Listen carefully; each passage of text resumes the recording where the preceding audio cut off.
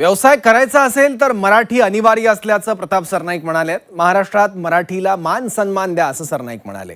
मुजोरी करणाऱ्यांवर कारवाई करणार असल्याचंही सरनाईकांनी सांगितलंय। मराठीचं ज्ञान नसणाऱ्यांवर कारवाई करणार असंही सरनाईक म्हणाले।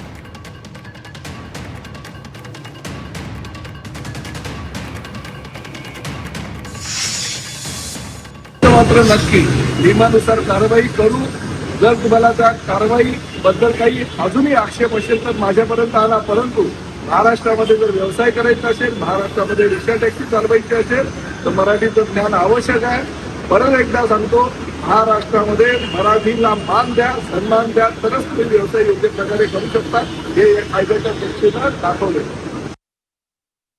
परंतु जे मुजोरी करतील की महाराष्ट्रात आम्ही खाऊ पिऊ, आम्ही व्यवसाय करू, पैसे कमावू आणि कधी सुद्धा आम्ही मराठी बोलणार नाही, तर त्या लोकांना मात्र शिक्षा ही दिलीच गेली पाहिजे। आणि त्यामुळे आम्ही 17 तारखेला जो समारोपाचा कार्यक्रम आहे त्यानंतर एक चांगली मोहीम माध्यमाच्या माध्यमातून आम्ही स्वीकारू घेऊ आणि आमच्या माध्यमातून ज्यांना व्यावहारिक मराठीचं ज्ञान नसेल त्याच्यावर नियमानुसार कारवाई करू।